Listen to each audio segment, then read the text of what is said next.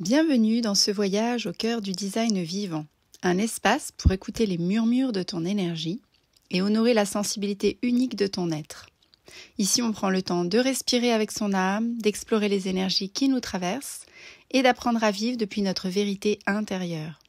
Chaque épisode est une invitation à te reconnaître dans le miroir du design humain et à laisser rayonner la lumière subtile de qui tu es vraiment. Je suis Amélie et aujourd'hui, je vais vous inviter à aller explorer ensemble l'hypersensibilité. Est-ce qu'on est vraiment hypersensible ou est-ce qu'on est simplement ouvert à l'énergie des autres? C'est ce que nous allons voir tout de suite.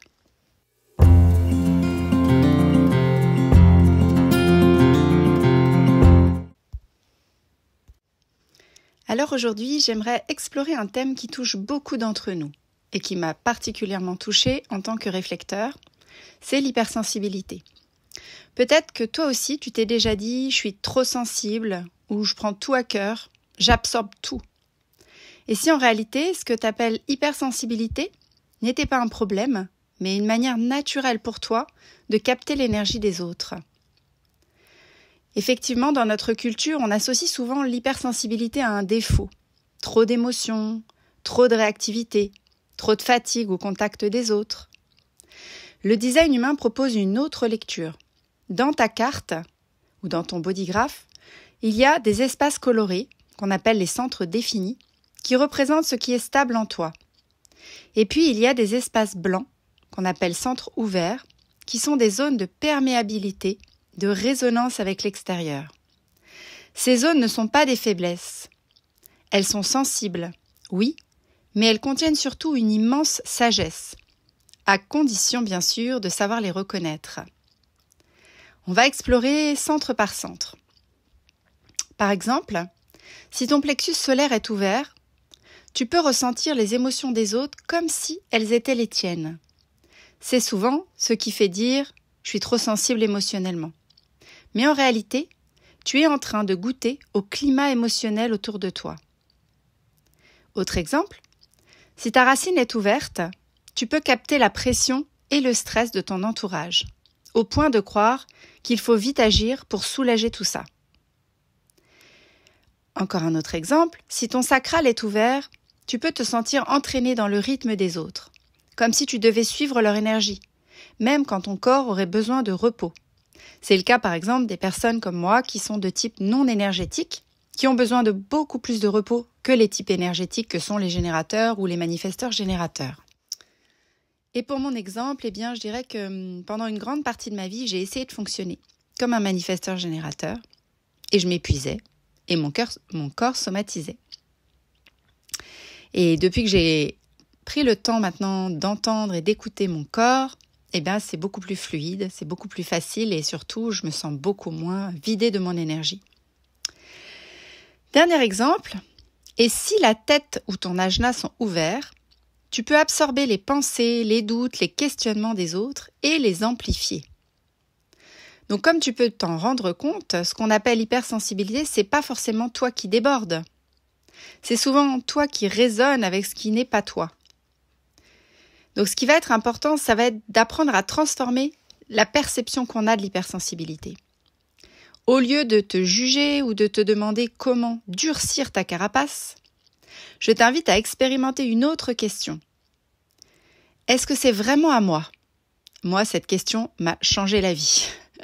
Étant donné que j'ai tous mes centres qui sont blancs, tous tout verts, je ressentais tout par tous les centres de mon corps comme si c'était les miens, même les choses qui ne m'appartenaient pas. Et à partir du moment où j'ai appris à me dire, est-ce que cette émotion est la mienne? Est-ce que cette pensée est à moi? Est-ce que ce ressenti corporel m'appartient? Ça m'a sauvé la vie. Chaque fois que tu ressens une émotion, un stress, une urgence, tu peux prendre un instant pour observer. Est-ce que ça vient de mon propre corps, de ma propre autorité intérieure? Qu'est-ce que je suis en train de refléter, peut-être de quelqu'un d'autre?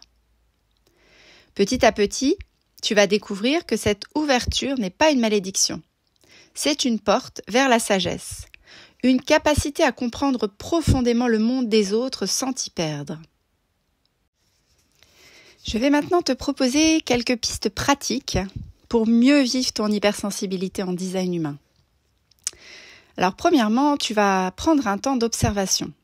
Quand une émotion, un stress ou une pensée va te traverser, tu vas te demander doucement, est-ce vraiment à moi?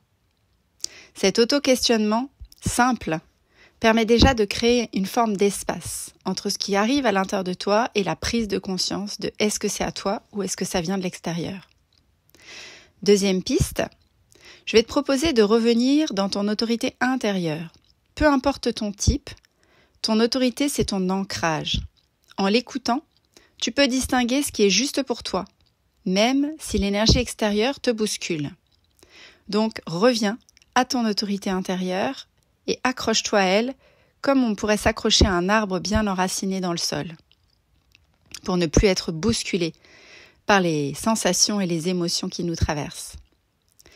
Troisième possibilité, tu vas créer des rituels d'hygiène énergétique. Par exemple, marcher dans la nature, respirer profondément, prendre une douche consciente. Par exemple, tu te mets dans ta douche et en même temps que tu nettoies ton corps, tu mets l'intention de laver, de nettoyer et de laisser partir dans le siphon de la baignoire ou dans le siphon de ta douche toutes les choses qui ne t'appartiennent pas et dont tu n'as plus besoin. Tu peux également écrire ce que tu ressens. L'idée de le mettre sur un papier en dehors de ta tête va t'aider à t'en libérer. Tout ça va t'aider à relâcher ce qui ne t'appartient pas. Quatrième petite piste, apprendre à se retirer. Les espaces ouverts de ton design ont besoin de se vider régulièrement. Autorise-toi à t'isoler, à te couper du bruit du monde pour retrouver ton propre rythme. Et oui, quand on a des centres ouverts, on absorbe en permanence l'énergie autour de nous. Donc le seul moyen de revenir à nous et d'être coupé de tout ce brouhaha quelque part énergétique, c'est de revenir dans un espace où on est seul avec soi-même. Et là, on est enfin juste connecté à notre propre énergie. Bien sûr, si on a fait le nettoyage et qu'on a libéré les centres qui étaient remplis avant. Parce que si tu te mets tout seul dans un coin et que tu ressens, tu as encore tous tes centres pleins de tout ce que tu as absorbé, tu vas ressentir encore des choses qui ne t'appartiennent pas. Donc tu te mets dans ton coin tout seul, tu vides tous tes centres, tu libères l'espace et là, tu es enfin connecté uniquement à toi-même. Cinquième possibilité, transformer l'ouverture en sagesse. Observe, quand je ressens l'émotion d'un autre, qu'est-ce que ça m'apprend sur lui ? Petit à petit, tu passes de « je subis » à « j'ai une clé de compréhension ». C'est hyper important. Ça change complètement notre perception des choses. Moi, j'ai un peu l'impression, maintenant que je maîtrise un peu mieux tout ça, d'être quelqu'un qui a un super pouvoir pour capter, sentir, comprendre de manière sensible tout ce qui se passe dans mon entourage, que ce soit avec les personnes, les animaux, les énergies subtiles des lieux. Et dernière petite piste, je vais t'inviter à nommer ce que tu ressens. Parler à voix haute ou écrire « je ressens une grande pression »,« je sens de la tristesse » permet de déposer, de mettre à distance et parfois de rendre l'énergie à son origine. Alors oui, tu peux être sensible, mais ta sensibilité est une force. Si tu sais la vivre depuis ton centre, plutôt que de te laisser emporter par tout ce qui te traverse et que tu ressens. Alors maintenant, il me reste bien sûr à te remercier d'avoir été là pour cet épisode. Je te retrouve très bientôt pour continuer à explorer ensemble le design vivant. Merci d'avoir voyagé avec moi dans cet espace du design humain vivant. Que tes pas soient guidés par la clarté de ton énergie et la tendresse de ton cœur. Chaque épisode est un miroir. Puisses-tu repartir avec un reflet qui éclaire ton chemin et t'invite à honorer ton unicité. Merci pour ta présence. Ensemble, continuons à explorer, ressentir et incarner. À très bientôt pour un nouveau pas dans ce voyage vivant.